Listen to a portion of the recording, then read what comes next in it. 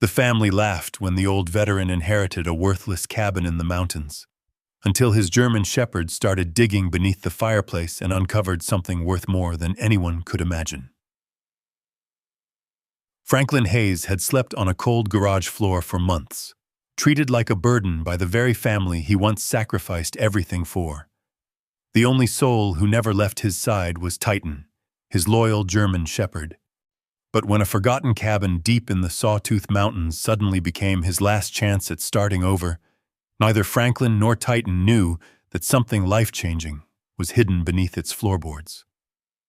Before we begin, tell me in the comments where you're watching from today. The cold from the concrete seeped slowly through the thin mattress, rising into Franklin Hayes's bones like winter creeping through a cracked window.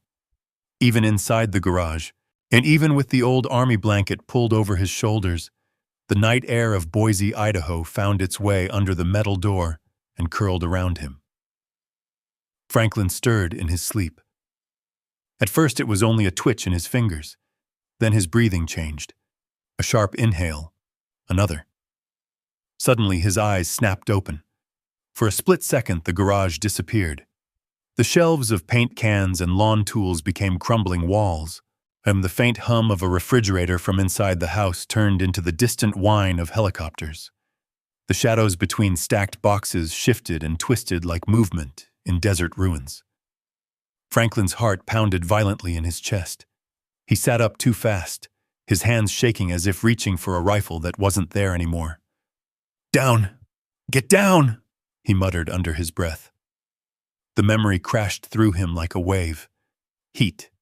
Sand. The thunder of explosions echoing across broken buildings. Iraq.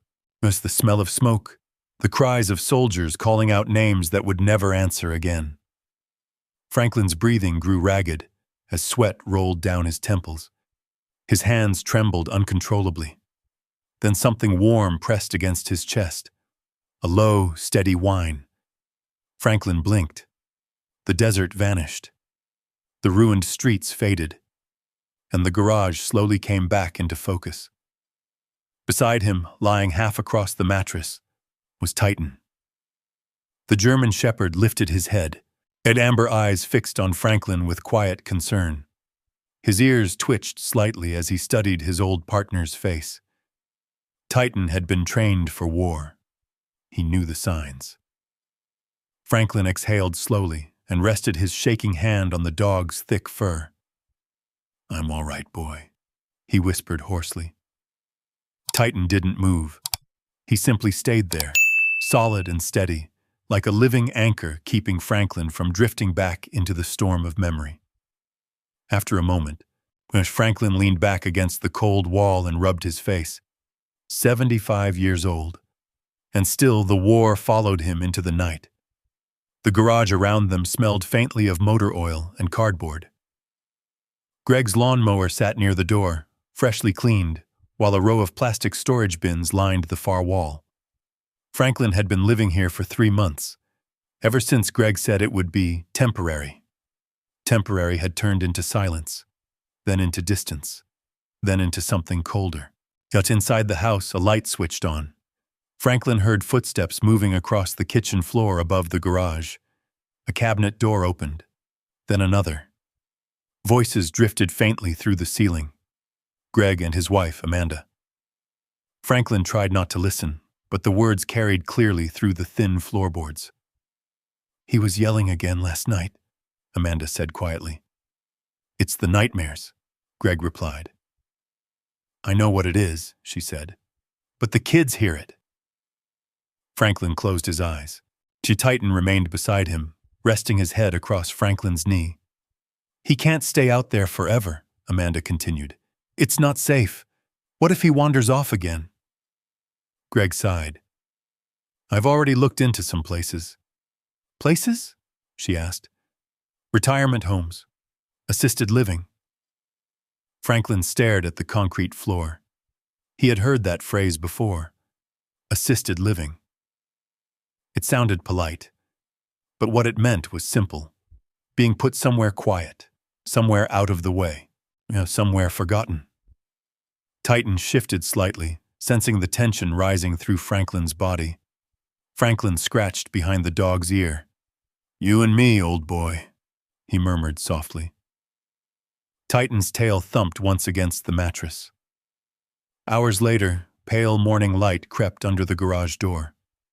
Franklin stood slowly, joints stiff from the cold floor, and folded the blanket. He moved carefully, the way old soldiers do, every motion deliberate, every step controlled. Titan followed him, on nails clicking softly against the concrete. When Franklin opened the door leading into the kitchen, Greg was already at the table drinking coffee. His son looked up briefly. "Morning, Dad." Franklin nodded. "Morning." Greg looked tired. Lines had formed around his eyes over the past few years. Being a father himself now had aged him quickly. For a moment, Franklin saw the little boy Greg used to be, the one who built forts out of couch cushions and begged to hear war stories. But that boy was gone. Now there was only a man trying to manage a life that felt crowded. Amanda entered from the hallway carrying her phone. She stopped when she saw Franklin. "Oh," she said politely. "You're up." Franklin nodded again. "Couldn't sleep much." Neither of them asked why. Titan sat quietly beside Franklin, his posture calm but alert. Amanda watched the dog carefully. "Is he going to shed all over the house again?" she asked. Franklin glanced at Titan. "I keep him brushed." Greg cleared his throat. "Dad, we should probably talk later." Franklin already knew what that meant. Still, he said nothing. Just then a knock sounded at the front door. Greg frowned. "Who's that this early?" Amanda walked to the door and opened it. A man in a gray suit stood outside holding a thick envelope. "Is this the residence of Franklin Hayes?" the man asked. Franklin stepped forward slowly. "That's me." The man nodded and handed him the envelope. "Certified delivery. From Finch and Adler Law Offices, Helena, Montana." Franklin frowned slightly.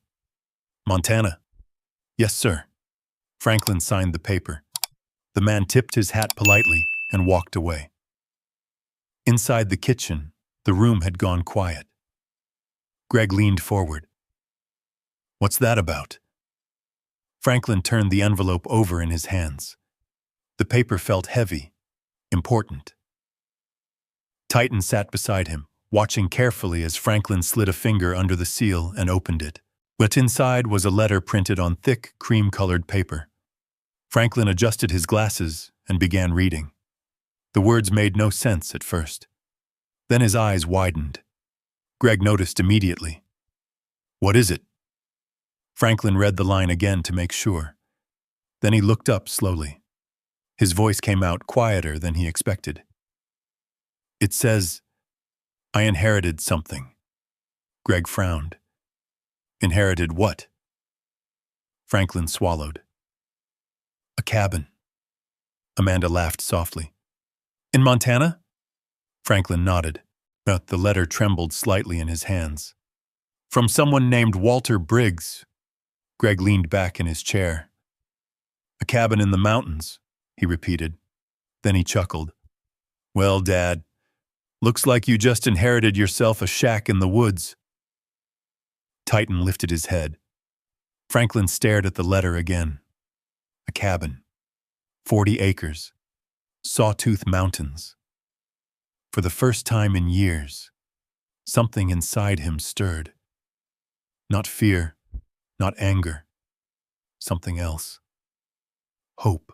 Yet neither he nor anyone else in that kitchen could possibly imagine what was waiting beneath the floor of that cabin, or that the one who would discover it first would be the dog sitting quietly at Franklin's side. Titan.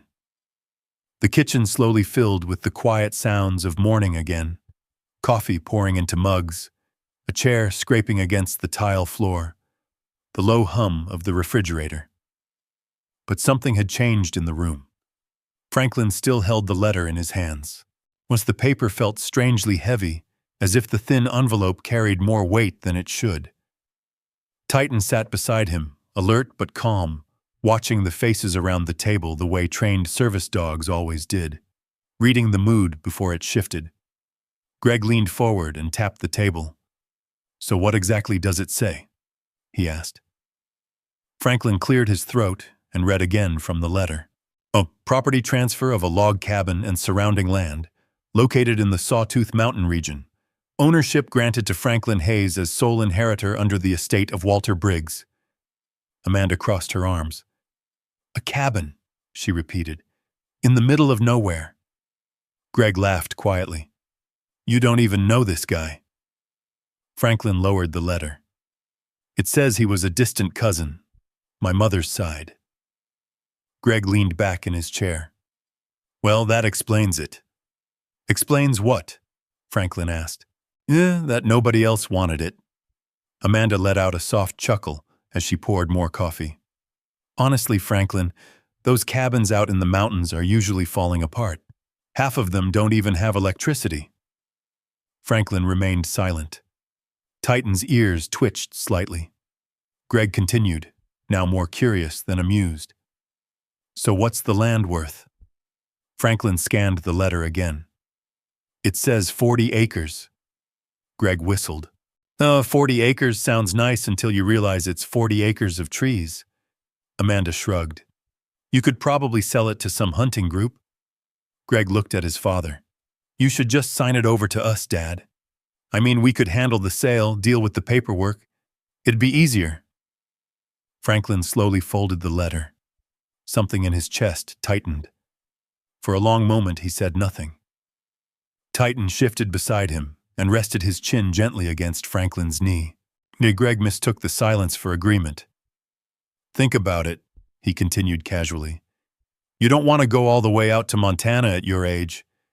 That's like, what, 1,000 miles? Amanda nodded. "And those mountain roads are dangerous, especially in winter." Franklin looked up at them. "I didn't say I was selling it." Greg blinked. "You're not... what?" "I said," Franklin repeated calmly, "I didn't say I was selling it." The kitchen fell quiet. Greg stared at him as if he'd misunderstood. "Dad, it's a cabin in the woods." Franklin nodded. "Yes." "And you want to go live there?" "I might." Amanda shook her head in disbelief. "Franklin, be realistic." Greg rubbed his temples. "You can barely sleep through the night out in the garage. How are you going to live alone in the mountains?" Franklin felt the familiar sting behind those words. The garage, the cold mattress, the whispered conversations he wasn't supposed to hear. Titan lifted his head and looked from one face to the other. Franklin stood slowly. "You said something last week," he said quietly. Greg frowned. "What?" Franklin met his son's eyes. "You said the house felt crowded." Greg shifted uncomfortably. "That's not what I meant." Franklin held up a hand. "It's all right." He looked down at Titan. The dog immediately stood beside him. "I think the mountains might be a good place for us." Greg pushed his chair back. You're serious?" Franklin nodded. "For the first time in a long time." Amanda looked stunned. "You're going to pack up and move into a shack you've never even seen?" Franklin gave a small, tired smile. "I've lived in worse places." Greg exhaled sharply. "This is ridiculous!" Titan's ears flicked at the rising tension. Greg stood and walked to the counter, pacing. "Dad, listen to me. You're not thinking clearly." Franklin remained calm. I've been thinking clearly for a long time." Greg turned. "You can't just disappear into the wilderness." Franklin folded the letter carefully and slipped it into his pocket. "I'm not disappearing." "You basically are," Greg snapped. Titan stepped slightly closer to Franklin's leg, sensing the change in tone. Amanda spoke more gently. "Franklin, maybe we should slow down and think about this." Franklin looked at her. "I have been thinking." He walked toward the door leading back to the garage. Titan followed him immediately. Behind him, Greg called out, "And how are you even going to get there?" Franklin paused in the doorway. "Bus," he said simply. Greg stared at him. "You can't take a dog on a bus." Franklin glanced down at Titan. The German shepherd looked up with calm certainty. Franklin smiled faintly. "We've managed harder things." He stepped into the garage. The door closed softly behind him. Inside, the air felt colder again, but somehow it didn't feel as heavy. Franklin sat down on the edge of the mattress and pulled the letter out again. Titan lay beside him. The words on the paper seemed unreal. Sawtooth Mountains, 40 acres, log cabin. Franklin had spent decades moving from one obligation to the next. War, work, family, responsibility. And now, for the first time in years, there was a road in front of him that belonged to no one else. He reached over and scratched Titan behind the ears. "Well, partner," he murmured. Titan's tail thumped quietly against the concrete. Franklin stared toward the thin line of daylight beneath the garage door. "Looks like we're going to Montana." Titan let out a quiet huff of approval. Inside the house, voices rose again as Greg and Amanda argued about what Franklin had just said. But out in the garage, Franklin no longer felt like a burden waiting to be moved somewhere else. For the first time in a long while, he felt like a man preparing for a journey. And neither of them knew that somewhere deep in the mountains of Idaho, beneath the floor of an old cedar cabin, a secret had been waiting for decades, waiting quietly, waiting patiently, for a tired old soldier and the dog who refused to leave his side. The morning Franklin Hayes left Boise arrived quietly. The sky was pale gray, as the kind of early light that made the streets look softer than they really were. Frost clung to the edges of parked cars, and the breath of the city drifted slowly upward into the cold air. Franklin stood outside the small bus station with Titan beside him. Everything he owned now fit into a single worn duffel bag slung over his shoulder. A few clothes, old photographs, his army papers, and the letter. Titan sat calmly at Franklin's left side, in his thick coat glowing faintly in the rising daylight. A simple service harness wrapped across the dog's chest, the faded patch still stitched onto the side. Military working dog. People passing by slowed when they saw them. An old man, a large German shepherd, two travelers who looked like they had come from a much longer road than the one ahead. Franklin stepped inside the station. The building smelled faintly of coffee and diesel fuel, whilst a few passengers sat scattered along plastic benches, staring at their phones or watching the digital board that displayed departure times. Titan walked close beside him, moving with the quiet discipline that had been drilled into him years earlier during training. Franklin approached the ticket counter. A young woman looked up from her computer. "Morning, sir." "Morning." Her eyes moved briefly to Titan. "That a service dog?" Franklin nodded. "Yes, ma'am." She smiled slightly. "Oh, well then, he rides free." Franklin purchased the ticket with money he had saved from his small veteran's pension. When the receipt printed, the woman handed it to him. "Montana's a long ride," she said. Franklin folded the paper carefully. "I've taken longer ones." Titan's tail moved once, gently brushing Franklin's leg. They waited quietly until the boarding call came. The bus outside was long and silver, its windows reflecting the pale winter sky, and a faint rumble from the engine vibrated through the pavement. Passengers began climbing aboard one by one. When Franklin stepped onto the bus, the driver gave Titan a curious glance. "Big fella," the driver said. "He behaves," Franklin replied. The driver nodded. "That's all I need." Franklin chose a seat near the middle of the bus where Titan could stretch out along the floor beside him. The dog circled once, then settled carefully at Franklin's feet, head resting across his boots. Once the bus doors hissed closed, and the journey began. Boise slowly slipped away behind them. The bus rolled through quiet neighborhoods, past grocery stores and gas stations just opening for the morning. Soon, the city gave way to wide stretches of highway and open land. Fields covered in frost stretched out on both sides of the road.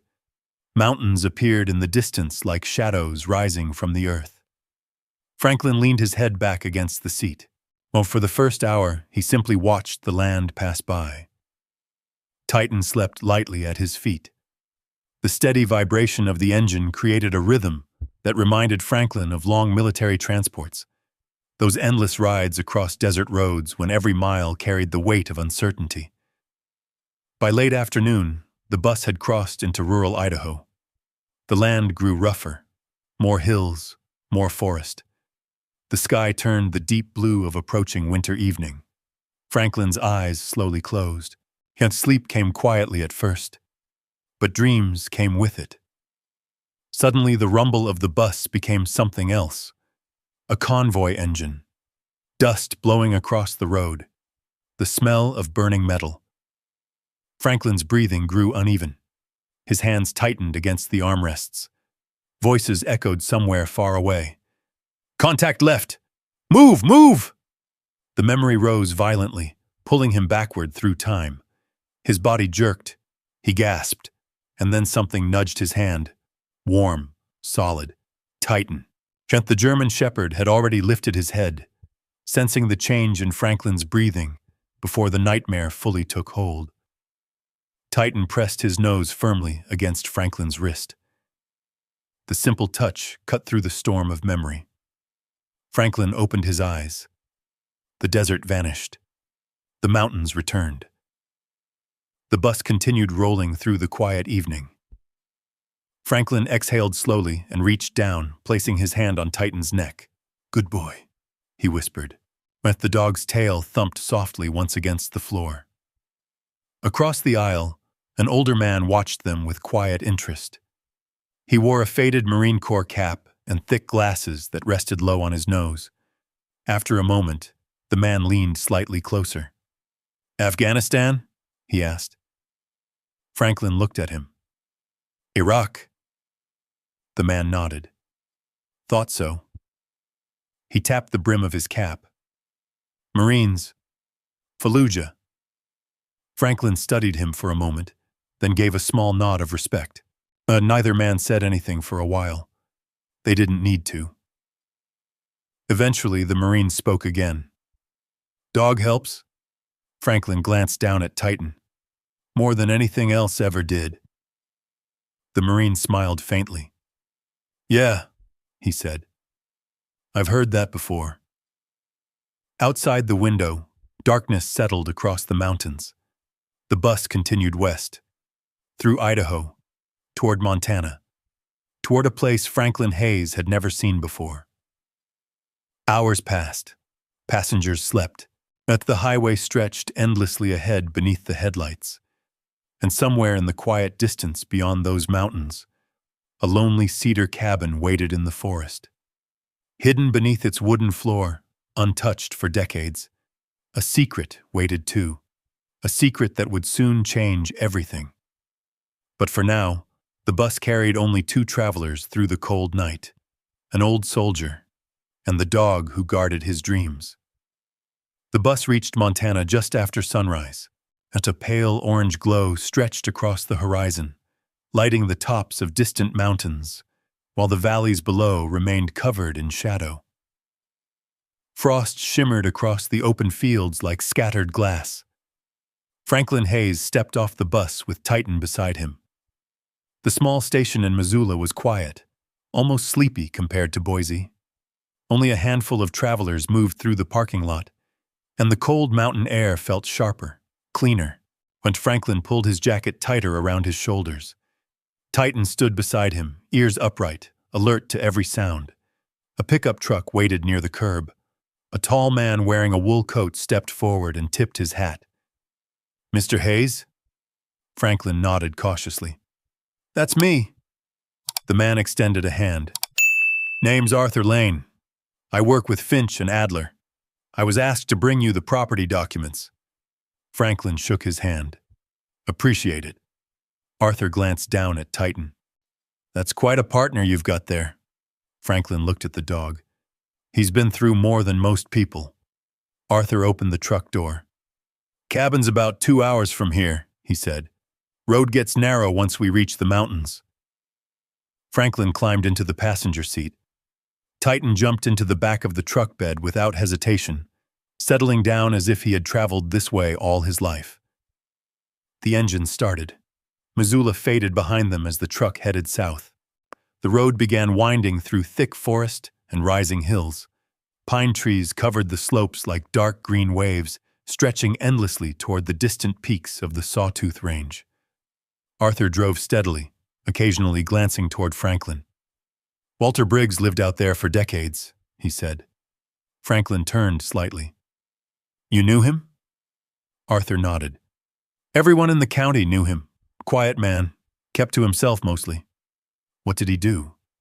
Arthur shrugged. Investments, I think. Nobody really knew the details. Franklin looked out the window. What about family? Arthur shook his head.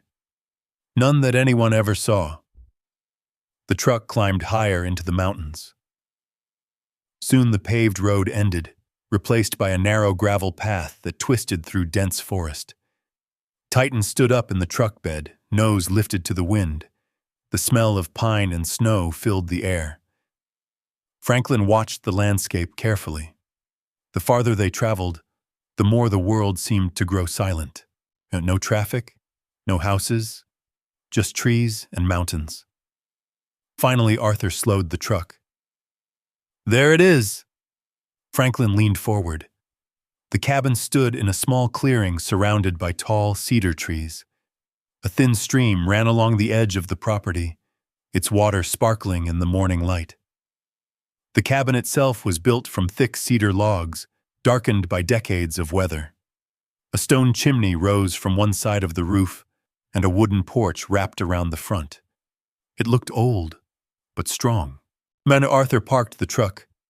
Titan jumped down first, landing softly on the ground before trotting toward Franklin. The dog paused halfway across the clearing, scanning the woods carefully. Always alert. Always protective. Franklin stepped out of the truck and stared at the cabin. For a long moment he didn't move. The place felt quiet. Not empty. Not abandoned. Just waiting. Arthur walked over with a folder of documents. The property lines stretch about 40 acres, he explained. Cabin was built in the early 1970s. Walter kept it in good shape. Franklin walked slowly toward the porch. Each step across the frozen grass felt strangely important, as if he were crossing into a different life. Titan followed close beside him. When Franklin reached the porch, he placed his hand against the wooden railing. The cedar felt cold but solid beneath his fingers. Arthur handed him a small set of keys. Everything inside should be just as Walter left it. Franklin looked down at the keys. They were simple brass keys, worn smooth with age. Arthur nodded toward the door. Go ahead. Franklin stepped forward. Titan moved slightly ahead of him, sniffing the air before the door opened. Franklin inserted the key into the lock. It turned easily. The door creaked as it opened. Inside, the cabin smelled faintly of cedar wood and old books. Sunlight streamed through the windows, illuminating a wide living room with a stone fireplace in the center. Wooden shelves lined the walls, filled with neatly arranged books and maps. A thick rug covered the floor. The furniture was simple but well cared for. Arthur stepped inside behind him. Walter wasn't much for decoration, he said, but he liked things solid. Franklin slowly walked across the room. His boots echoed softly against the wooden floor. Titan moved ahead, nose working as he explored every corner. The dog paused near the fireplace, then continued circling the room with quiet curiosity. Franklin placed his duffel bag on the table. For the first time in years, there was no noise around him, no traffic, no arguments, no voices through thin walls. Only the sound of wind moving through tall pines outside. Arthur closed the door behind them. "Well," he said, "this is yours now." Franklin stood in the middle of the room and looked around again. Something in his chest loosened slightly. Titan returned to his side and sat down. Arthur checked his watch. "I'll head back to town. If you need anything, Missoula's about 2 hours north." Franklin nodded. "Thank you." Arthur paused at the doorway. "One more thing," he said. Franklin looked up. "Walter believed in quiet places," Arthur continued. "Said they gave people a chance to hear themselves think." He stepped outside and closed the door behind him. The truck engine started a moment later. Soon the sound faded into the distance. Franklin was alone. He walked slowly to the window. Outside, Titan stood on the porch watching the forest. The dog's ears twitched as a breeze rustled through the branches. Franklin opened the door again. Titan stepped inside and immediately settled near the fireplace. Franklin placed another log into the firebox and struck a match. The flame flickered to life. Soon the warm glow filled the cabin. Once Franklin sat in the old wooden chair facing the fire. Titan lay down beside him. The quiet felt different here. Not lonely. Not heavy. Just peaceful. Franklin leaned back and closed his eyes briefly. For the first time in years, he slept without dreaming of war. Outside, snow began falling gently through the tall pine trees, and beneath the floor of the cabin, hidden under thick cedar boards and cold stone, something else waited silently, something Titan had not yet discovered, but soon would. The first morning in the cabin began with silence, not the empty kind Franklin had known in the garage back in Boise, where silence carried the weight of being unwanted. This silence was different. It felt wide and clean, like the sky stretching above the mountains outside. Sunlight crept slowly through the tall windows, sliding across the wooden floor in long golden stripes. Franklin Hayes woke in the old chair beside the fireplace. For a moment, he didn't move. The warmth from the dying embers still lingered in the stone hearth, and the air smelled faintly of cedar wood and smoke. Then he noticed something strange. His body felt rested. No pounding heart, no shaking hands, no memories clawing their way out of sleep. Just quiet. He rubbed his eyes slowly. "Must have slept like a rock," he muttered. Across the room, Titan lifted his head. The German shepherd had chosen a spot near the front door during the night, once where he could watch both the entrance and the windows. Old training habits never left a working dog. When Titan saw Franklin stir, his tail tapped lightly against the floor. "Morning, boy." Franklin stood carefully, his joints stiff from the chair. He stretched his shoulders and walked toward the window. Outside, the world was white. Snow had fallen during the night, covering the clearing in a fresh blanket that sparkled under the morning sun. Pine branches drooped under the weight of it, and the thin stream near the cabin moved slowly beneath patches of ice. Franklin stepped onto the porch. Cold air rushed into his lungs. Titan followed immediately, paws crunching softly through the snow. Franklin took a deep breath. The air smelled like pine and winter. Nothing else. No traffic. No city noise. Just wind moving quietly through the trees. Titan trotted across the clearing, nose close to the ground. He moved with the focus of a trained tracker, and examining every scent the night had left behind. Franklin watched him with a faint smile. "You like it here already, huh?" Titan paused near the edge of the clearing, ears lifting as he listened to something deep in the forest. After a moment, he relaxed again and trotted back toward the cabin. Franklin spent the morning exploring the property. Behind the cabin, he found a small woodshed filled with neatly stacked logs. Walter Briggs had prepared enough firewood to last an entire winter. There was also an old water pump near the stream and a narrow trail that disappeared into the forest. The place had been built for someone who intended to stay a long time. By noon, the sun sat high above the mountains, turning the snow bright enough to make Franklin squint. He returned to the cabin and began cleaning, dusting shelves, opening windows, straightening old furniture. Titan followed him everywhere. The dog inspected every room carefully, while sniffing the corners and doorframes like a guard securing a new post. When Franklin finished sweeping the living room floor, he leaned the broom against the wall and sat down near the fireplace. Titan lay beside him. For a while they simply watched the flames. The quiet was almost unreal. Franklin could feel the tension slowly leaving his shoulders, as if years of weight were slipping away one small piece at a time. Then Titan stood up suddenly. The dog walked toward the fireplace, and Franklin barely noticed at first. But Titan stopped directly in front of the stone hearth and began sniffing the wooden floor, slowly, carefully. Franklin glanced over. "What is it?" Titan's ears twitched. He lowered his head again and sniffed along the edge of the stone foundation.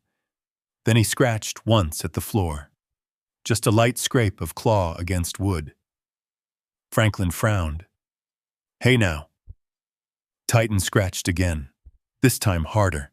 The sound echoed through the quiet cabin. And Franklin stood and walked over. "Easy, boy." Titan didn't stop. He began digging more urgently now, claws scraping against the floorboards near the edge of the fireplace. Franklin crouched down. "What's gotten into you?" Titan paused briefly and looked up at him. Then he returned to the same spot and scratched again, harder.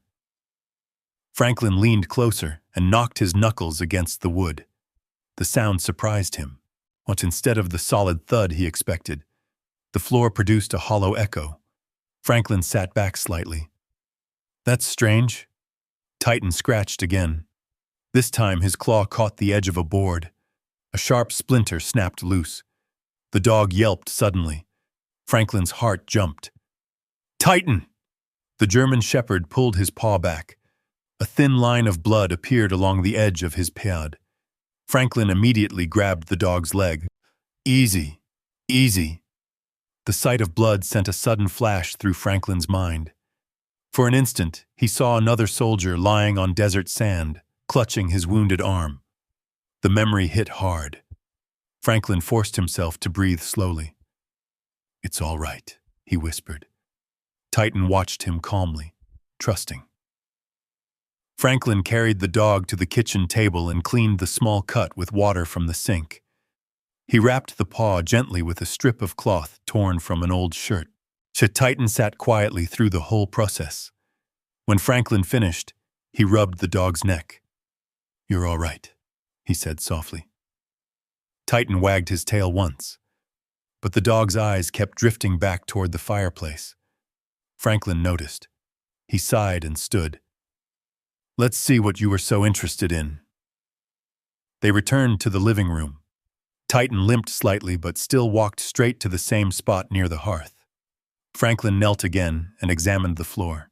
But the board Titan had scratched looked no different from the others. But when Franklin tapped it again, that hollow sound returned. Slowly, carefully. Franklin slid his fingers along the edge of the board. Then he noticed something. A thin gap, barely visible, running along the grain of the wood. Franklin's pulse quickened. He walked to the tools hanging near the door and grabbed a flat screwdriver. Titan watched closely as Franklin returned. "Let's take a look," Franklin murmured. He wedged the tip of the screwdriver into the narrow gap and applied gentle pressure. For a moment, nothing happened. Then the board shifted, just slightly. Franklin froze. Titan's ears lifted. Franklin pressed again. The board lifted a fraction of an inch. Dust drifted upward from the crack. Franklin carefully pulled the board upward. The wooden panel came free with a low creak. Beneath it was darkness and stone. Franklin leaned closer. A narrow opening revealed the top of a stone staircase descending into the ground below the cabin. Franklin sat back slowly. For a long moment, he simply stared. Titan stepped forward and sniffed the opening carefully. Franklin's voice dropped to a whisper. "Well, I'll be damned." He looked down at the dog. "You found something." Titan wagged his tail slowly, but neither of them yet understood what waited at the bottom of those stone steps, or how much it would change their lives. Franklin Hayes remained kneeling beside the open floor panel for several long seconds, staring into the darkness beneath the cabin. Cold air drifted up from below. It smelled faintly of stone and old earth. Titan stood beside him, head tilted slightly as he studied the opening. The dog's ears flicked once, listening to sounds Franklin could not hear. Franklin rubbed his chin slowly. "Well," he murmured, "I suppose Walter Briggs had a few secrets." He stood and walked to the kitchen counter. After a moment of searching through drawers, he found a small oil lantern and a box of matches. When he lit the lantern, the warm glow spread across the wooden walls of the cabin. Titan followed him back to the fireplace. Franklin knelt again and lifted the lantern toward the opening. The light revealed the top of a narrow stone staircase. Each step had been carved carefully, worn smooth by time. The stairs descended into a small tunnel that disappeared into darkness. Franklin felt a strange tightening in his chest. It wasn't fear exactly, more like the quiet tension of standing at the edge of something unknown. Titan looked at him. Franklin smiled faintly. "You found it," he said softly.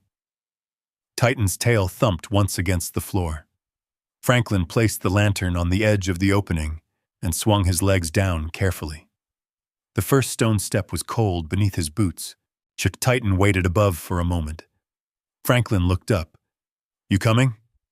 The German shepherd hesitated only a second before stepping down after him, moving carefully despite the bandaged paw. The staircase curved slightly as it descended. The air grew cooler with each step. Franklin held the lantern high, its light flickering across rough stone walls. The sound of their footsteps echoed softly in the narrow space. Step by step they moved downward, 10 steps, then 15, then 20. And finally the staircase ended. Franklin stepped into a wide underground chamber. The lantern light spread slowly across the room. Franklin froze. Titan stepped beside him and stared ahead. The chamber was far larger than Franklin expected. Stone walls surrounded a rectangular room nearly the size of the cabin above. Wooden shelves lined the far side, stacked neatly with sealed boxes and metal containers. But what caught Franklin's attention first were the chests. On 3 large wooden trunks sat in the center of the room, each one reinforced with thick iron bands. Franklin walked forward slowly. Titan stayed close beside him.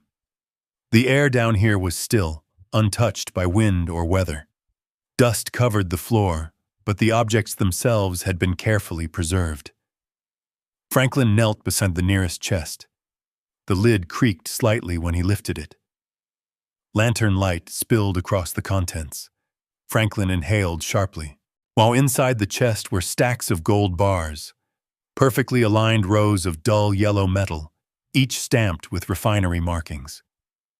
For a moment, Franklin simply stared. Then he closed the chest again. Slowly. Carefully. "This can't be real," he whispered. Titan sniffed the edge of the trunk and looked up at him. Franklin stood and walked toward the shelves. He opened one of the metal containers. Inside were sealed envelopes filled with official documents, investment records, stock certificates, international banking papers.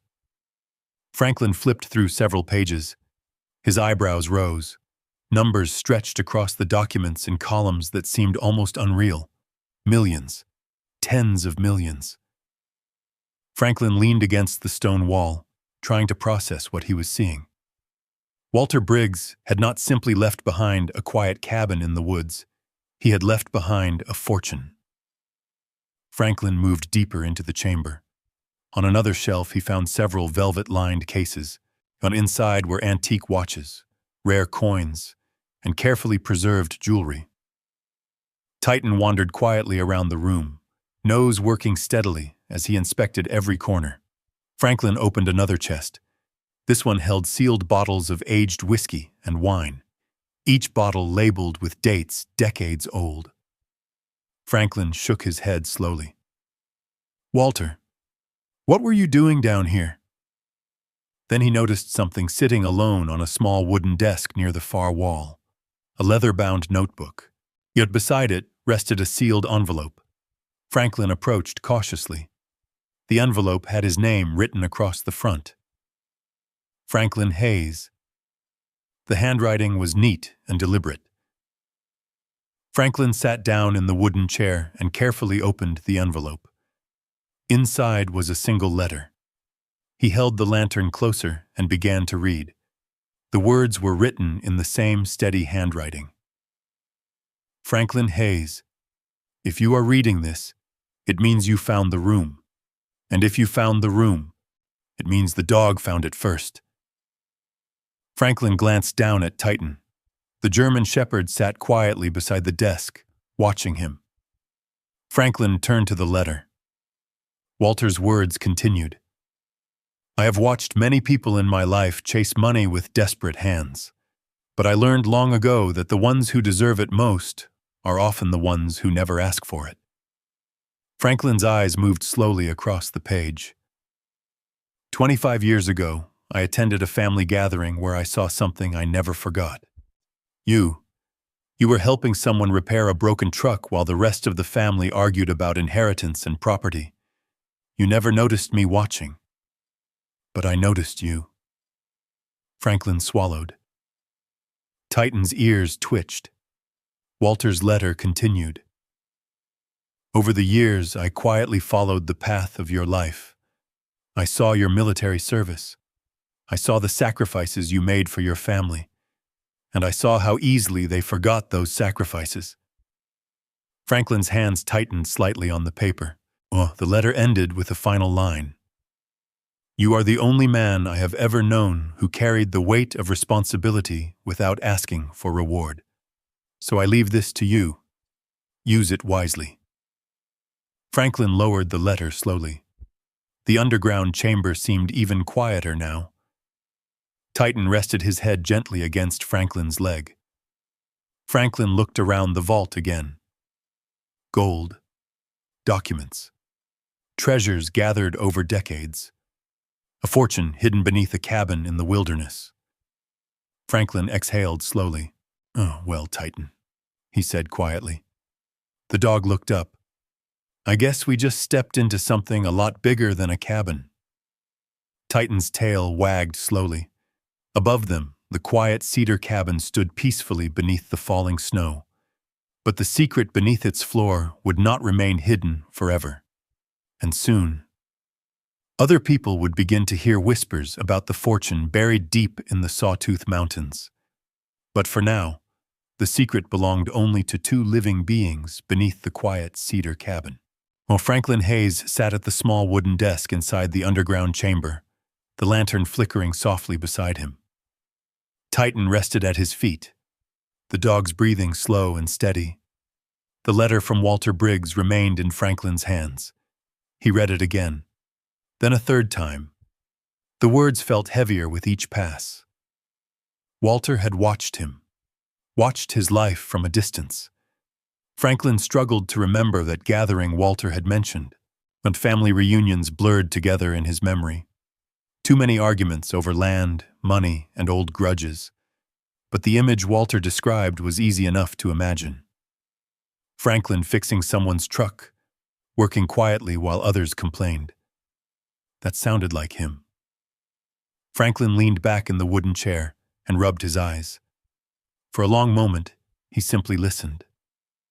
The chamber was silent except for the faint crackle of the lantern flame. Titan shifted slightly and lifted his head. Franklin looked down. "You did good, partner," he murmured. Titan wagged his tail once. Franklin folded the letter carefully and slid it back into the envelope. Then he opened the leather notebook lying beside it. The pages were filled with precise handwriting. Walter Briggs had kept records of everything: investments, transactions, property purchases across several states. Franklin flipped through page after page. Some entries dated back more than 30 years. Others were recent. And Walter had been building something quietly for most of his life. A fortune hidden from the world. Franklin stopped at one page where Walter had written a simple sentence across the top. "Wealth is safest when it sleeps in silence." Franklin exhaled slowly. "Well," he muttered softly, "you certainly kept it quiet." Titan stood and walked slowly around the chamber again, nose brushing along the stone walls. The dog paused near one of the shelves and sniffed carefully, and Franklin watched him for a moment. Then he closed the notebook. "We should probably head back up." Titan returned to his side. Franklin lifted the lantern and walked toward the staircase.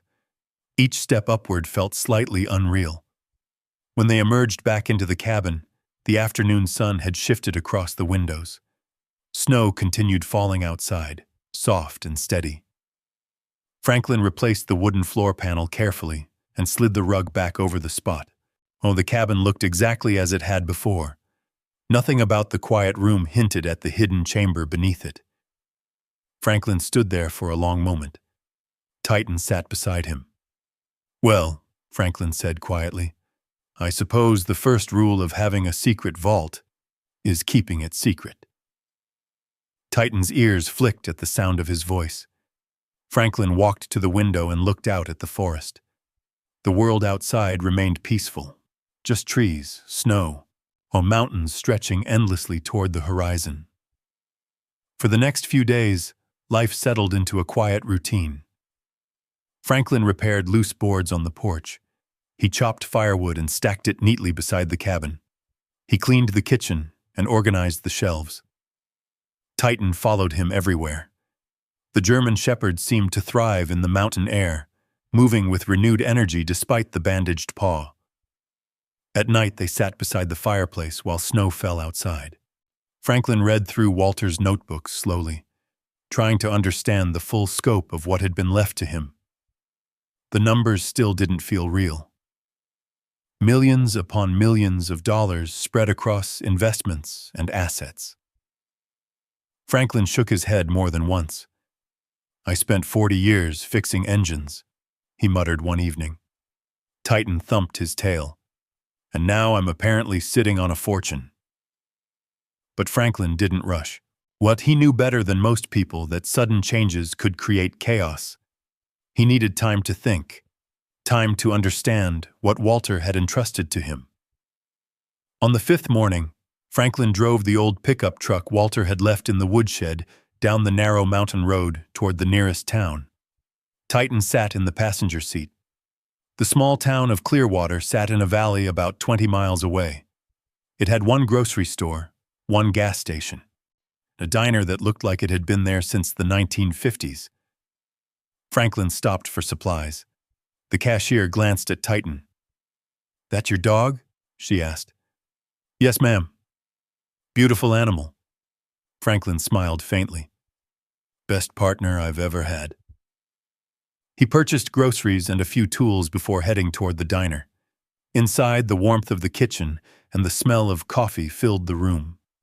A few locals sat at the counter discussing weather and hunting season, while Franklin took a booth near the window. Titan lay quietly beside the table. A waitress approached. "What can I get you, hun?" "Coffee and eggs, please." She nodded. As Franklin waited, he noticed something. A man sitting at the counter was watching him. The man wore a heavy jacket and had the rough hands of someone used to outdoor work. After a moment, the man turned back toward his coffee. Franklin thought nothing of it. Small towns often meant curious eyes. The waitress returned with his plate. Franklin ate slowly, but when he stepped outside the diner, the same man stood near the parking lot. "Excuse me," the man said. Franklin stopped. "Yes?" The man nodded toward Titan. "Fine dog you've got there." Franklin placed a hand on Titan's head. "Thank you." The man hesitated. "You the one living up at the Briggs cabin?" Franklin felt a slight tension move through his chest. Yes. The man scratched his beard. Haven't seen anyone up there since Walter passed. Franklin nodded politely. Well, I suppose that's changed now. The man smiled faintly. Name's Tom Larkin. Franklin Hayes. Tom glanced toward the mountains. Walter was an interesting fellow. So I've heard. Tom's eyes lingered on Franklin for a moment longer than necessary. Then he nodded. Well, welcome to Clearwater. Franklin climbed back into the truck. Titan jumped into the passenger seat. As they drove away, Franklin checked the rearview mirror. Tom Larkin still stood in the parking lot, watching the truck disappear down the road. Franklin frowned slightly. Small towns, he muttered. Titan watched the road ahead.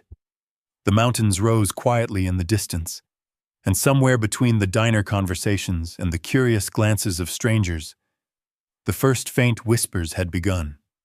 Whispers that something valuable might be hidden in the mountains again. And whispers have a way of spreading. Now, at first, Franklin Hayes did not notice it. Life in the mountains had begun to settle into a quiet rhythm, and the days passed with a kind of peaceful routine he had not known in years. Each morning, the snow-covered forest greeted him with the same still silence. The cabin creaked softly as the sun warmed the cedar logs. The small stream behind the house murmured beneath thin sheets of ice. Franklin would wake early. Titan always woke first, but the German shepherd had already resumed his guard by the time Franklin opened his eyes. Sitting near the front door, watching the forest through the window with calm patience, they would step outside together. Franklin would take a deep breath of the cold pine air, while Titan made his slow patrol of the clearing. Sometimes deer wandered through the trees. Once a red fox crossed the snow near the stream, pausing briefly to study the cabin before disappearing back into the woods. And it was the kind of quiet life Franklin had never imagined he would have. In the evenings, he read through Walter Briggs's notebooks by the fire. He still had not told anyone about the vault. Not Arthur Lane. Not the people in Clearwater. Not even the lawyer's office. Franklin believed in something simple. Secrets stayed safe when they stayed quiet. But secrets had a strange way of attracting attention. The first sign came one afternoon, but Franklin was repairing a loose board on the porch railing when Titan suddenly stiffened. The dog's ears lifted, his body shifted slightly forward. Franklin paused with the hammer in his hand. What is it? Titan didn't bark. He simply stared down the narrow mountain road. Franklin followed the dog's gaze. A truck was coming. The vehicle crawled slowly along the snowy road, its tires crunching through frozen gravel, but the engine echoed faintly through the trees as it climbed toward the clearing. Franklin frowned. Very few people came this far into the mountains. The truck finally pulled into view. Franklin recognized it immediately. Greg's truck. Franklin felt a knot form in his chest. Titan moved closer to Franklin's side. The truck stopped near the edge of the clearing.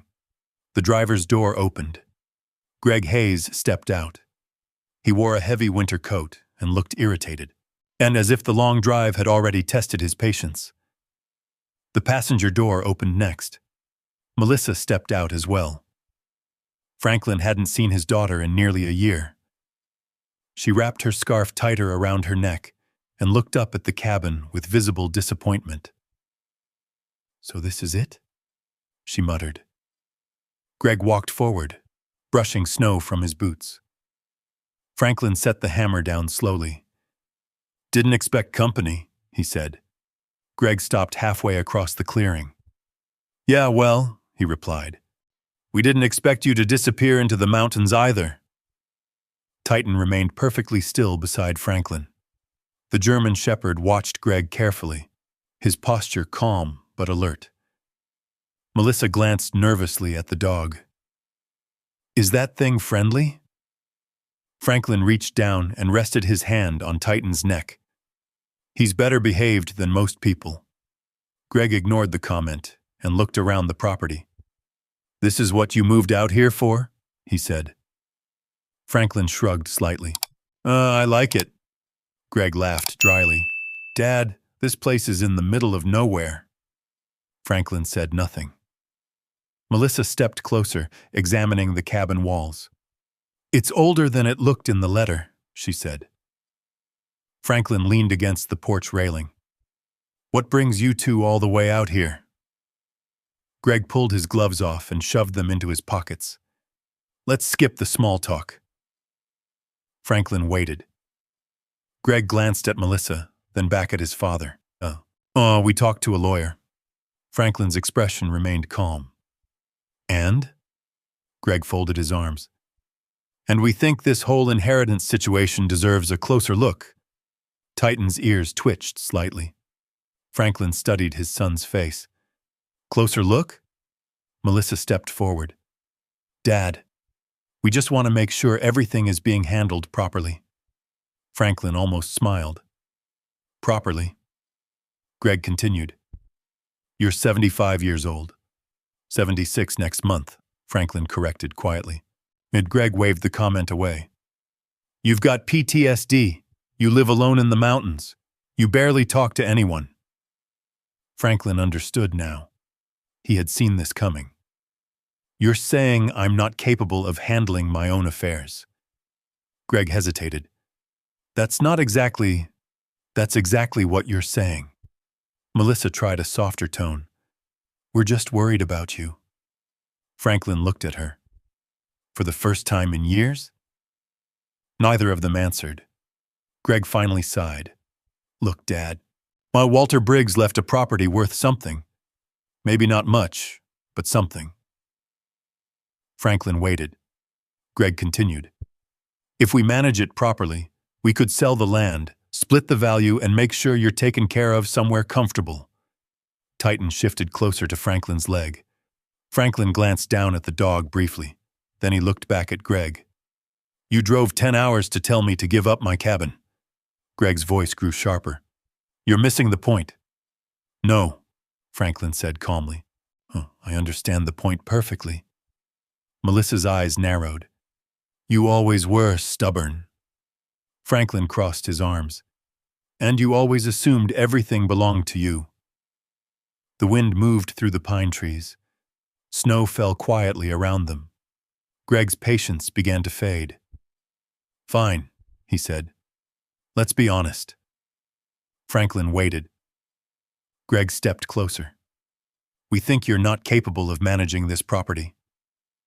Titan's head lifted. Greg continued.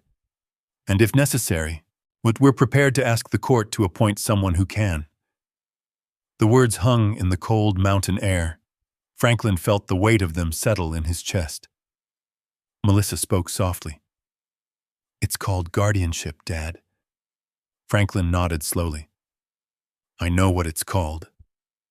Greg looked toward the cabin. We're trying to help you. Franklin turned toward the forest. For a moment he said nothing. Then he looked back at them. If you're done, he said quietly, you should start the drive back before the road freezes. Greg stared at him. You're refusing? Franklin nodded. Yes. Greg shook his head in disbelief. Then we'll let the court decide. Titan let out a low growl. Not loud, but unmistakable. Greg glanced at the dog and stepped back slightly. Melissa grabbed Greg's arm. Let's go. Greg looked at Franklin one last time. This isn't over. Franklin watched as they walked back to the truck. The engine started. The snow sprayed from the tires as the truck turned and disappeared down the mountain road. The clearing grew quiet again. Titan relaxed slightly. Franklin rested his hand on the dog's back. Well, he murmured. Titan looked up at him. Looks like the vultures found us. The wind moved softly through the trees, and somewhere far below the cabin floor, the hidden vault waited silently, but the battle over it had only just begun. That night, the mountain felt different, and the snowstorm arrived just after sunset, rolling across the Sawtooth Range like a slow, white curtain. Wind pushed through the tall pines, making the forest whisper and groan. Inside the cedar cabin, Franklin Hayes sat near the fireplace with Titan resting beside him. The fire crackled softly. Orange light danced across the wooden walls. Franklin held a mug of coffee between both hands, staring into the flames.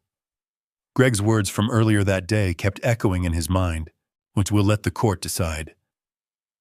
Franklin had seen battles before, real battles, but something about this one felt colder, more personal. Titan suddenly lifted his head. His ears stood straight. Franklin noticed immediately. "What is it, boy?" The German shepherd didn't bark. He simply stood and walked toward the front door. Franklin followed with his eyes. Titan's body had shifted into full alert now. Every muscle in the dog's back had tightened. Franklin set the mug down slowly. Saw the wind outside howled against the cabin walls.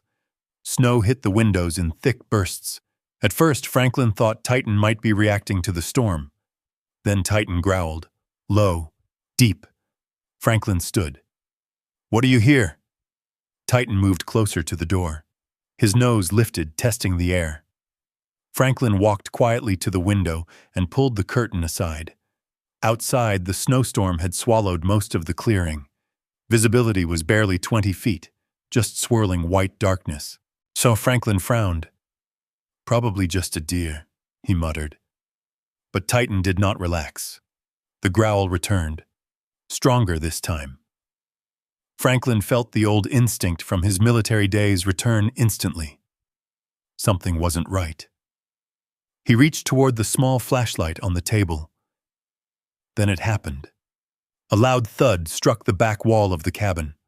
Franklin spun around. Titan barked sharply. Another noise followed. The sound of boots crunching through snow. Franklin's heart began pounding. Yet someone was outside. Titan moved toward the back door now, his bark turning fierce. Franklin grabbed the lantern and moved carefully through the cabin. The back door shook suddenly. Once. Then again.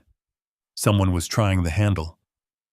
Franklin's voice dropped into the calm tone he had used many times during patrols overseas.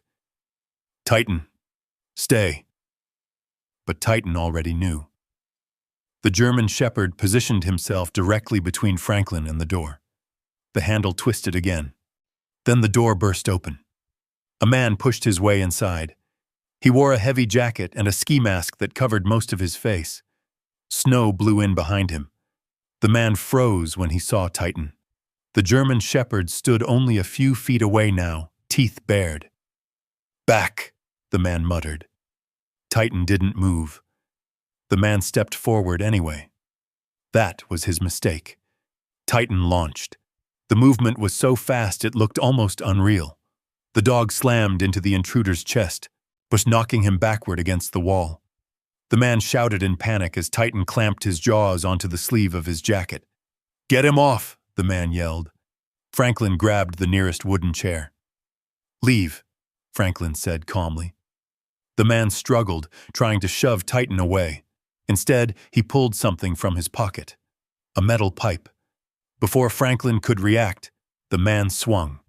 The pipe struck Titan's side with a dull crack. The dog yelped but did not release his grip, when Franklin's chest tightened. "Hey!" He rushed forward. The man swung again. Titan lunged upward, forcing the attacker to stumble backward across the floor. They crashed into the kitchen table. The pipe clattered to the ground. The man panicked. He shoved Titan aside and ran for the door. Franklin stepped forward. "Stop!" But the man was already gone. The storm swallowed him instantly. Franklin rushed outside. The snowstorm had grown worse. The wind howled through the clearing.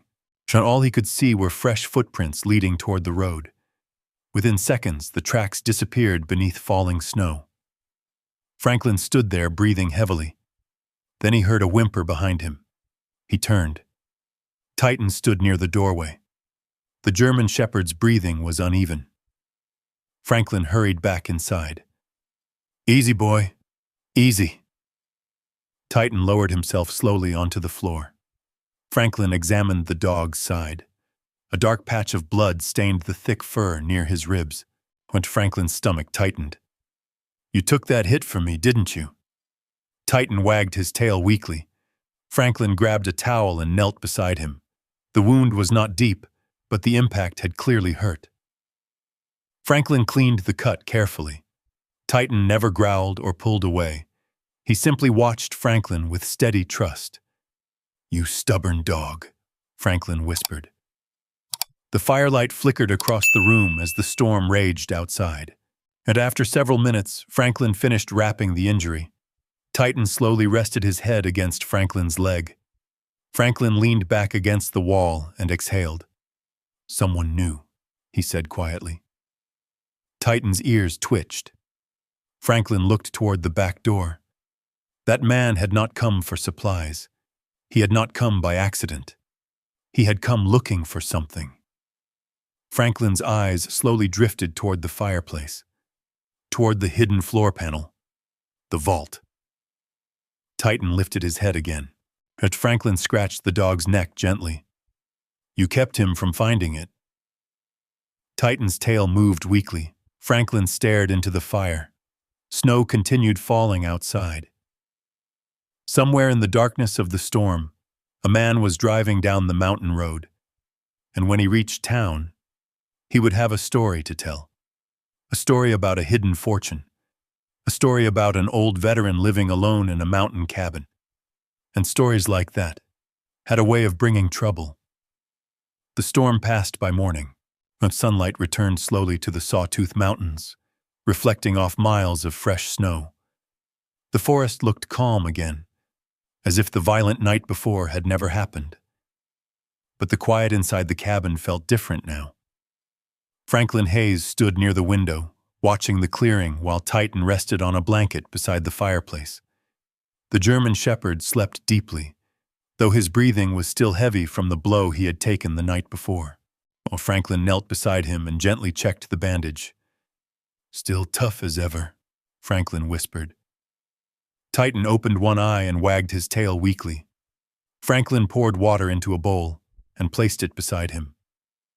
The events of the night replayed again and again in Franklin's mind. The masked man, the pipe, the way Titan had thrown himself between them without hesitation. Franklin had seen loyalty like that before, on battlefields, between soldiers who trusted each other with their lives. But seeing it from a dog, from Titan, made it even harder to understand. Franklin leaned back in the chair and rubbed his face. The man hadn't come randomly. He had been searching for something. Franklin glanced toward the fireplace, toward the hidden floor panel. Someone new. Later that afternoon, Franklin drove the old pickup truck down the mountain road toward Clearwater. Titan rode carefully in the passenger seat this time, still sore but determined not to stay behind. The town looked the same as before, small, quiet. But when Franklin stepped into the diner, the atmosphere felt noticeably different. Conversations lowered, people looked up, then quickly looked away. Franklin walked to the counter. The waitress who had served him before approached slowly. "Morning again," she said. "Afternoon," Franklin replied. She poured him coffee. "You doing all right up there in the mountains?" Franklin nodded. "Just fine." She hesitated. Some folks have been talking." Franklin took a sip of coffee. "I imagine they have." The door opened behind him. Franklin didn't have to turn to know who had walked in. Greg Hayes. His son stepped inside wearing a dark coat and carrying a leather briefcase. Behind him came a tall man in a gray suit. Franklin closed his eyes briefly. Greg approached the counter. "Well," Greg said calmly, "looks like we found you." Franklin turned slowly. Titan stood beside him. The dog's ears lifted slightly when he saw Greg. Greg gestured toward the man beside him. "This is David Mercer, our attorney." The lawyer extended a hand politely. "Mr. Hayes." Franklin did not take it. "What do you want, Greg?" Greg remained calm. We're just making things official. Franklin said nothing. The lawyer opened the briefcase and removed a folder. He placed several papers on the counter. Mr. Hayes, Mercer said, the petition has been filed in Missoula County Court, requesting a legal guardianship review. Franklin looked down at the documents. You're trying to declare me incompetent. Greg sighed. Dad, you live alone in a mountain cabin. Someone broke in last night. Franklin's head lifted. How do you know that? Greg hesitated for half a second. That town spreads news fast. Franklin studied him carefully. The lawyer continued. The court simply wants to determine whether you are capable of managing the inherited estate. Franklin leaned back against the counter. And if they decide I'm not? Greg answered quietly. Then a financial guardian would be appointed. Franklin nodded slowly. Which would be you. Greg didn't deny it. Titan stepped closer to Franklin.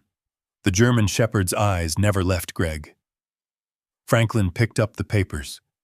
The legal language stretched across the pages. Dates, hearings, also evaluations. A court date had already been scheduled, 2 weeks. Franklin folded the documents carefully. You really went through with it. Greg's voice softened slightly. We're trying to protect you. Franklin met his son's eyes. No, he said quietly. You're trying to take control. The diner had gone silent. Even the cook behind the counter had stopped moving. Greg spoke again. You've been through a lot, Dad. The war, the PTSD. Franklin's voice remained calm. The war didn't make me weak. Greg didn't respond. The lawyer gathered his briefcase. We'll see you in court, Mr. Hayes. They turned and walked toward the door. Greg paused before leaving. You should think about settling this before the hearing. Franklin watched him go. Titan sat beside him. The door closed. The diner slowly returned to quiet conversation. The waitress looked at Franklin with concern. You okay? Franklin finished his coffee. I've faced worse battles. That night, the cabin felt colder. Franklin sat at the small wooden desk near the fireplace. Walter Briggs's letter lay open in front of him. Titan slept nearby. Franklin read the final lines again. Use it wisely. Franklin leaned back in the chair. Greg believed this was about money. But Franklin understood something deeper. This was about control, about dignity, and about whether a man who had given his life to others still had the right to live it on his own terms. Franklin looked down at Titan. You ready for another fight, partner? Titan opened his eyes. The German shepherd's tail tapped once against the floor. Outside, the mountains stood silent beneath the moonlight, and somewhere beyond the forest, a courtroom waited, a place where the future of the cabin, the vault, and Franklin's freedom would soon be decided. While the courthouse in Missoula stood at the end of a quiet street lined with bare winter trees. It was an old building, built from pale stone that had darkened over decades of snow and rain. The steps leading up to the entrance were worn smooth by thousands of footsteps. Franklin Hayes stood at the bottom of those steps. Titan sat beside him. The German shepherd wore a simple service harness, his injured side now mostly healed, though Franklin still moved carefully when touching the spot where the pipe had struck him. Cars filled the parking lot. People moved quietly through the courthouse doors. Franklin adjusted his coat and looked down at Titan. Well, he murmured softly. Titan looked up at him. Let's see how this goes. They climbed the steps together. Inside, the courthouse smelled faintly of polished wood and old paper. Voices echoed through the hallways as lawyers and clerks moved between offices. Franklin checked the courtroom number on the paper he held. Room 214. When he entered, several heads turned. Greg Hayes sat at a table near the front of the room. Beside him sat the same lawyer Franklin had met in the diner, David Mercer. Greg looked up when Franklin entered. For a moment, father and son simply stared at one another across the room. Titan walked calmly beside Franklin as he took a seat at the opposite table. A woman in a navy suit approached him. "Mr. Hayes?" Franklin nodded. "I'm Laura Bennett," she said. "Court-appointed counsel." Franklin shook her hand. "Thank you for helping." She sat down and opened a folder. "I've reviewed your case. This guardianship petition is based mainly on claims about your PTSD and your living situation." Franklin nodded. "That sounds about right." Laura looked down at Titan. "Your dog was a military service animal?" "Yes." "Good," she said. "That helps." The courtroom slowly filled with quiet conversation. Then the judge entered. Everyone stood. "Be seated," the judge said. The proceedings began quickly. Mercer stood first.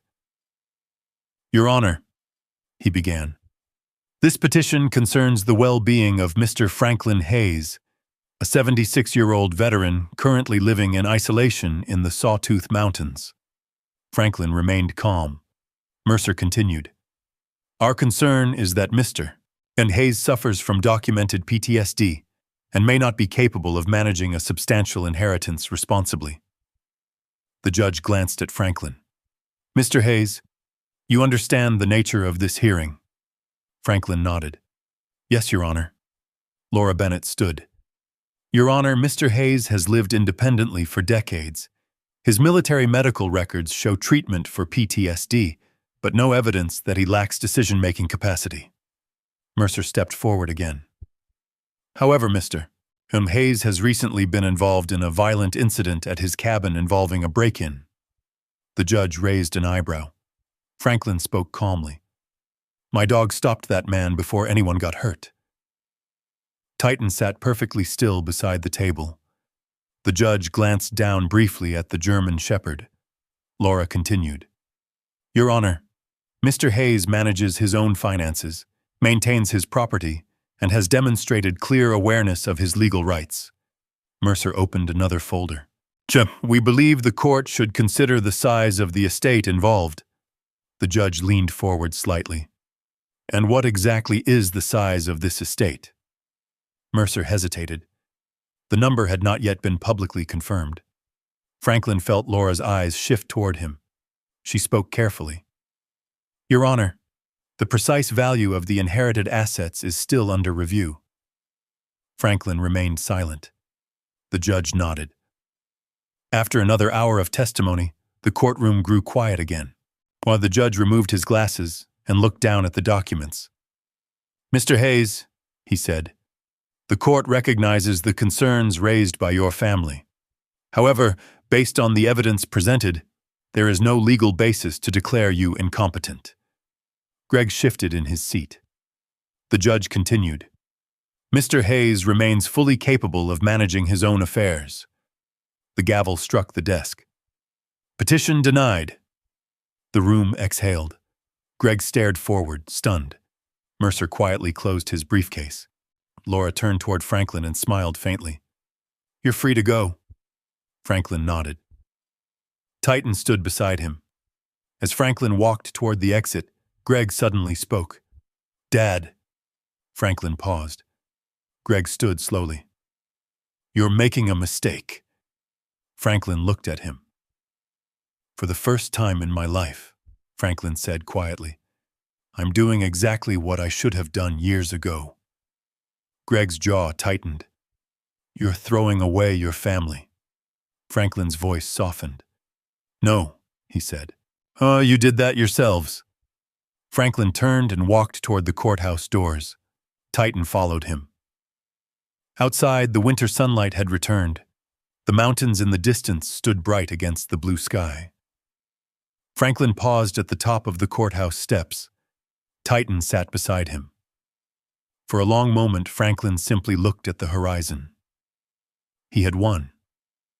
But the victory felt strangely quiet. Family battles always left scars. Franklin placed his hand gently on Titan's head. You stood by me again." Titan's tail moved slowly.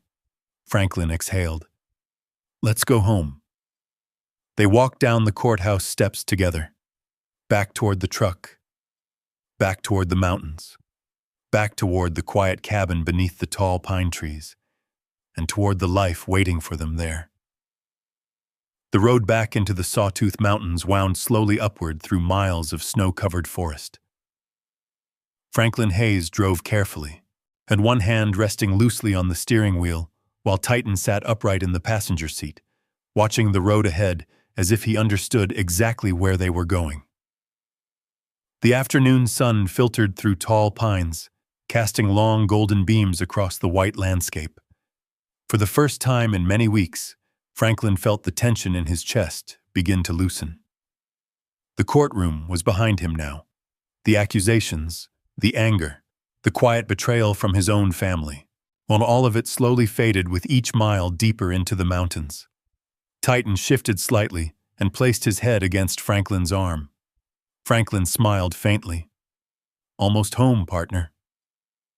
By the time the truck turned onto the narrow dirt road leading toward the cabin, the sky had begun turning pale blue with evening light. The clearing appeared between the trees exactly as Franklin remembered it. The cedar cabin stood strong against the winter cold, while smoke from the chimney rose slowly into the calm mountain air. Franklin parked the truck and stepped outside. The forest was silent. Only the soft sound of wind through pine needles broke the stillness. Titan jumped down from the truck and walked slowly across the clearing, sniffing the fresh snow as if checking the land for anything unusual. Franklin stood for a moment, taking in the sight of the place. Weeks ago he had arrived here with nothing but a letter and an old dog. Now everything felt different. Inside the cabin, the fire came back to life with a few pieces of dry cedar wood. Franklin hung his coat near the door and poured fresh water into Titan's bowl. The German shepherd drank quietly before settling near the fireplace again. Franklin walked slowly toward the stone hearth. He stared at the floorboards for a long moment. Beneath them, hidden deep below the cabin, the vault still waited. Millions of dollars, gold, investments, was enough wealth to change the rest of his life. Franklin sat in the old wooden chair and rested his hands on his knees. Titan looked up at him. "Funny thing about money," Franklin murmured. Titan tilted his head. Franklin leaned back and watched the flames move inside the fireplace. "I spent most of my life thinking survival was the only thing that mattered." He scratched Titan gently behind the ears. "But surviving isn't the same thing as living." The next weeks passed quietly in the mountains.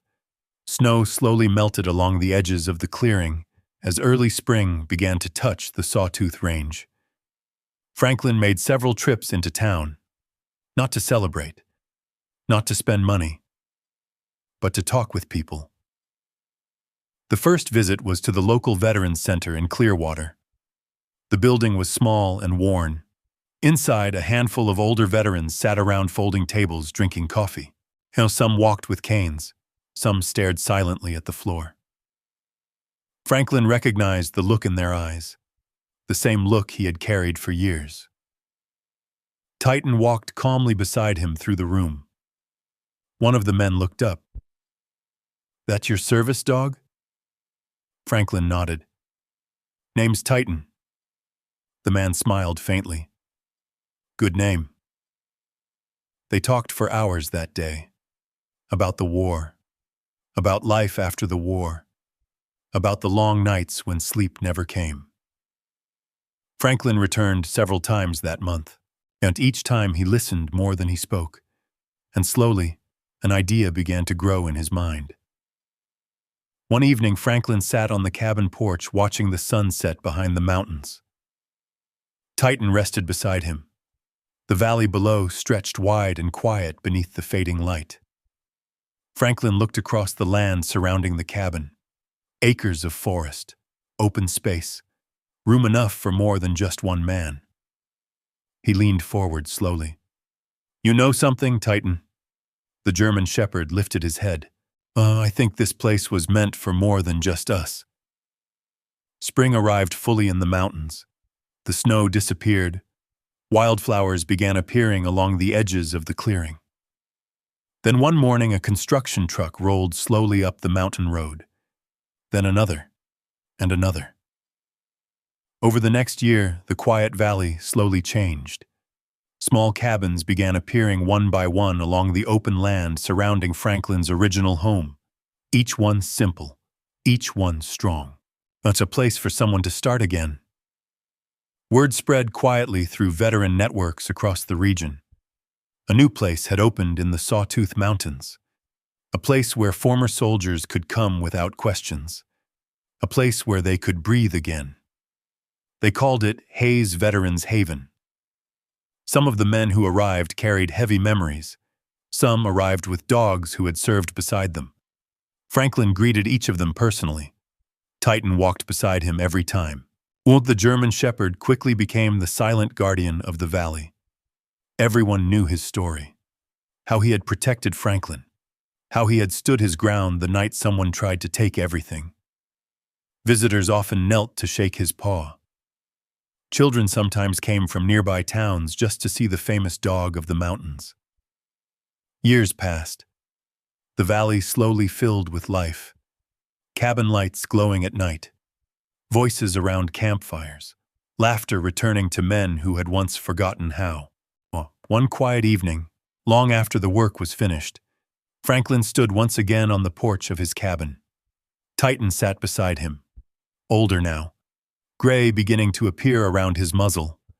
The valley below glowed with soft lantern light from the other cabins. Franklin folded his arms and looked out across the land. "Not bad for an old soldier," he said softly. Titan's tail thumped gently against the wooden porch. Franklin reached down and placed his hand on the dog's head, and the same loyal companion who had slept beside him on a cold garage floor years before. The same dog who had found the hidden vault. The same dog who had never left his side. Franklin looked up at the stars appearing above the mountains. The fortune buried beneath the cabin had changed many lives. But Franklin knew the truth. The real legacy had never been the money. It had been loyalty, courage, and the quiet strength of a dog named Titan. If this story touched your heart, take a second and let us know you're still here. Just comment 1 if you believe loyalty like Titan's still exists in this world. Or comment 0 if you think stories like this remind us how much we still need it. I read the comments, and I truly want to know where you're watching from. Tell me your city or country in the comments so we can see how far this story traveled. And if you believe the bond between a soldier and his dog is something special, please consider subscribing to the channel. That's because there are many more stories waiting to be told. Stories about loyalty, stories about courage, and stories about the dogs who never walk away from the people they love. I'll see you in the next story.